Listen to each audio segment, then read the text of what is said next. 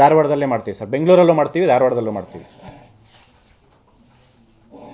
ಈಗ ಮೊನ್ನೆ ಹೋರಾಟ ಮಾಡಿದ್ರಲ್ಲ ನೀವು? ಆಯ್ತು ಸರ್. ಈಗ ಪೊಲೀಸರು ಅವಕಾಶ ಕೊಡಲಿಲ್ಲ. ಈಗ ಅಧಿವೇಶನ ನಡೆದೈತೆ ಇಲ್ಲಿ ಬೆಂಗಳೂರಲ್ಲಿ ಏನಾದ್ರು ಮಾಡ್ತೀರಿ ಅಂತ? ಹೌದೌದು ಸರ್, ಅದು ಅಲ್ಲೂ ಮಾಡೋದು ಪ್ರಯತ್ನ ಮಾಡ್ತೀವಿ, ಇಲ್ಲೂ ಮಾಡ್ತೀವಿ ಸರ್.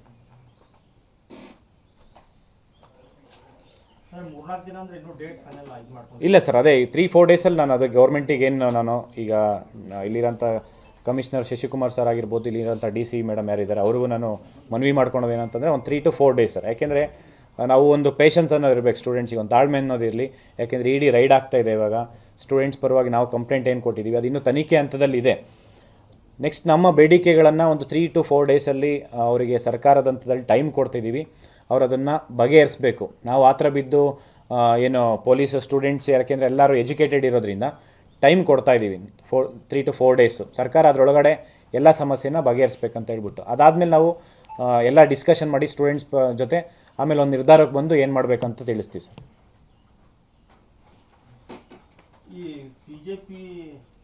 ಇನ್ನೂ ಏನೋ ಕಾಂಟ್ಯಾಕ್ಟ್ ಮಾಡಿ ಆ ಥರ ಏನೂ ಮಾಡಿಲ್ಲ ಸರ್. ಯಾರು ಸ್ಟೂಡೆಂಟ್ಸ್ ಪರವಾಗಿ ಈ ರಾಜ್ಯಕ್ಕೆ ಒಳ್ಳೇದಾಗುತ್ತಂತಂದರೆ ಯಾರು ಬಂದರೂ ನಾವು ಅಕ್ಸೆಪ್ಟ್ ಮಾಡ್ತೀವಿ ಸರ್. ಕಾಂಗ್ರೆಸ್ ಆಗಿರ್ಬೋದು, BJP ಆಗಿರ್ಬೋದು, CJPನೂ ಸರ್ ಹೇಳ್ತೀನಿ. CJP ಆಗಿರ್ಬೋದು, ಕಾಂಗ್ರೆಸ್ ಆಗಿರ್ಬೋದು, AVP ಆಗಿರ್ಬೋದು, NSY ಆಗಿರ್ಬೋದು, JDS ಆಗಿರ್ಬೋದು, ಯಾರೇ ಬಂದ್ರೂ ನಾವು ಸ್ಟೂಡೆಂಟ್ಸಿಗೆ ಒಳ್ಳೇದಾಗುತ್ತೆ ಅಂತಂದರೆ ಎಲ್ಲರೂ ಅಕ್ಸೆಪ್ಟ್ ಮಾಡ್ತೀವಿ ಸರ್. ಯಾರನ್ನೂ ನಾವು ಬೇಡ ಅಂತ ಯಾರನ್ನೂ ಹೇಳಲ್ಲ.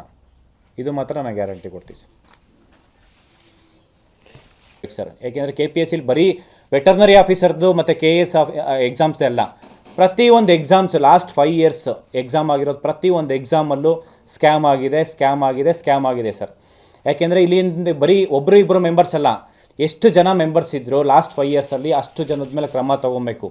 ಅದರಲ್ಲಿ ಮತ್ತು ಗ್ರೂಪ್ B ಇರ್ಬೋದು, ಗ್ರೂಪ್ A ಇರ್ಬೋದು, ಗ್ರೂಪ್ C ಆಫೀಸರ್ಸ್ KPSCಯಲ್ಲಿ ಮಾಡಿರೋಂಥ ಸಿಬ್ಬಂದಿಗಳೇನಿದೆ ಅಷ್ಟು ಜನ ಯಾರೆಲ್ಲ ಇನ್ವಾಲ್ವ್ಮೆಂಟ್ ಇದ್ದಾರೆ, ಅಷ್ಟು ಟೆಕ್ನಿಷಿಯನ್ಸ್ ಇರ್ಬೋದು, ಆಪರೇಟರ್ಸ್ ಇರ್ಬೋದು, ಗ್ರೂಪ್ C ಯಲ್ಲಿರೋ ಕೆಲಸ ಮಾಡೋವಂಥ ಹುದ್ದೆಗಳಲ್ಲಿ ಕೆಲಸ ಮಾಡೋವಂಥ ವ್ಯಕ್ತಿಗಳು ಎಲ್ಲರ ಮೇಲೂ ಈ ಅಕ್ರಮದಲ್ಲಿ ಯಾರ್ಯಾರು ಭಾಗಿಯಾಗಿದ್ದಾರೆ ಅಷ್ಟು ಜನದ ಮೇಲೆ ಕ್ರಮ ತೊಗೊಬೇಕು. ಅಷ್ಟು ಜನಕ್ಕೆ ಶಿಕ್ಷೆ ಆಗಬೇಕು. ಇವತ್ತು ಲಕ್ಷಾಂತರ ಜನ ವಿದ್ಯಾರ್ಥಿಗಳು KPSC ನಂಬ್ಕೊಂಡು ಎಷ್ಟು ಕಷ್ಟಪಟ್ಟು ಓದಿರ್ತಾರೆ, ಅವರಿಗೆಲ್ಲರಿಗೂ ಅನ್ಯಾಯ ಆಗ್ತಿತ್ತು ಇಷ್ಟು ವರ್ಷ. ಆದರೆ ಇನ್ನು ಮುಂದೆ ಈ ರೀತಿ ಆಗಬಾರ್ದು. ಯಾರೆಲ್ಲ ಅಕ್ರಮದಲ್ಲಿ ಭಾಗಿಯಾಗಿದ್ದಾರೆ ಅಷ್ಟು ಜನಕ್ಕೆ ಶಿಕ್ಷೆ ಆಗೋ ತನಕ ಈ ನಮ್ಮ ಹೋರಾಟ ಯಾವುದೇ ಕಾರಣಕ್ಕೂ ನಿಲ್ಲಲ್ಲ ಸರ್. ಸರ್ಕಾರ ಆಗಿರ್ಬೋದು, ಸರ್ಕಾರ ಇದನ್ನು ನಾವು ಮಾಡಿರೋಂಥ FIRನ ಸೀರಿಯಸ್ಸಾಗಿ ತೊಗೊಂಡಿದ್ರೆ ಇವತ್ತು ಇಷ್ಟು ಆಗ್ತಿರ್ಲಿಲ್ಲ.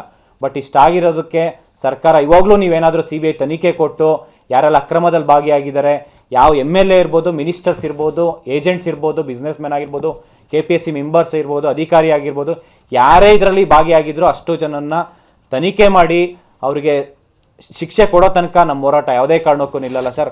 ಮತ್ತು ನಮ್ಮ ಬೇಡಿಕೆ ಏನಿದೆ, ನಮ್ಮ ಒಂದು ನ್ಯಾಯಯುತ ಬೇಡಿಕೆಗಳನ್ನು ಧಾರವಾಡದಲ್ಲಿ ಅನಿರ್ದಿಷ್ಟಾವಧಿ ಹೋರಾಟ ಮಾಡೋದಕ್ಕೆ ಏನು ನಾವೆಲ್ಲ ಬೇಡಿಕೆ ಇಟ್ಟಿದ್ವಿ, ಸರ್ಕಾರ ಈ ಕೂಡಲೇ ಅದಕ್ಕೆ ಸ್ಪಂದಿಸಿ ಅದನ್ನು ಬಗೆಹರಿಸ್ಕೊಡ್ಬೇಕು. ಯಾಕೆಂತಂದರೆ ಪೊಲೀಸ್ ಕಾನ್ಸ್ಟೇಬಲ್ ಇಷ್ಟೆಲ್ಲ ಇರೆಗ್ಯುಲರಿಟೀಸ್ ಆಗಿದೆ, ಆದರೂ ನೀವು ನಮ್ಮ ಹೋರಾಟ ಮಾಡ್ತೀವಿ ಅಂತ ಹೇಳ್ಬಿಟ್ಟು ವಿದ್ಯಾರ್ಥಿಗಳನ್ನು ಸರ್ಕಾರ ಪೊಲೀಸ್ ಕಡೆಯಿಂದ ಹತ್ತಿಕ್ಕಂಥ ಕೆಲಸ ಮಾಡ್ತಿದೆ. ಇವತ್ತು ವಿದ್ಯಾರ್ಥಿಗಳನ್ನು ಪೊಲೀಸ್ ಕಡೆಯಿಂದ ಪೊಲೀಸ್ ಬಿಟ್ಟು ವಿದ್ಯಾರ್ಥಿಗಳನ್ನು ಏನೋ ಬೆದರಿಸೋದಾಗಿರ್ಬೋದು, ಎದುರಿಸಾಗಿರೋ ಆ ರೀತಿ ಮಾಡಬಾರ್ದು. ವಿದ್ಯಾರ್ಥಿಗಳಿವತ್ತು ನ್ಯಾಯಯುತವಾಗಿ ಅವರು ಬೇಡಿಕೆಗಳನ್ನು ಕೇಳ್ತಾ ಇರೋದು. ಯಾಕೆಂದರೆ ಅವ್ರು ನಿಮ್ಮನೆ ಆಸ್ತಿ ಕೇಳ್ತಾ ಇಲ್ಲ ಡೈರೆಕ್ಟ್ ಜಾಬ್ ಕೇಳ್ತಾ ಇಲ್ಲ. ಆಗಿರೋಂಥ ಅನ್ಯಾಯನ ಸರಿಪಡಿಸ್ಕೊಡಿ, ಅನ್ಯಾಯನ ಸರಿಪಡಿಸ್ಕೊಡಿ. ಪೊಲೀಸ್ ಕಾನ್ಸ್ಟೇಬಲಲ್ಲಿ ಇಷ್ಟೆಲ್ಲ OMR ಮಿಸ್ಟೇಕ್ ಆಯಿತು, 141 OMR ಇಲ್ಲ. ಅಲ್ಲಿ ಎಷ್ಟೋ ಜನ ಎಕ್ಸಾಮ್ ಬರೆದಿಲ್ಲ, ಟ್ರಾನ್ಸ್ಪೋರ್ಟೇಷನ್ಸ್ ಇಲ್ಲ. ಅಲ್ಲಿ ಎಕ್ಸಾಮ್ಸ್ ಬರೆಯಬೇಕಾದ್ರೆ ಆ ಕ್ವಶನ್ ಪೇಪರು ಮತ್ತು ಆನ್ಸರ್ ಶೀಟ್ಸ್ ಮಿಸ್ಮ್ಯಾಚ್ ಆಗಿದೆ. ಆದರೂ ಇದು ಸರ್ಕಾರ ಇದಿಷ್ಟು ಸೀರಿಯಸ್ ಆಗಿ ತೊಗೊತಾ ಇಲ್ಲ ಅಂತಂದರೆ ಎಷ್ಟು ವಿದ್ಯಾರ್ಥಿಗಳಿಗೆ ಸರ್ಕಾರ ಮೋಸ ಮಾಡ್ತಾ ಇದೆ ಅಂತಂದರೆ ಈ ಮುಖಾಂತರನೇ ಗೊತ್ತಾಗುತ್ತೆ.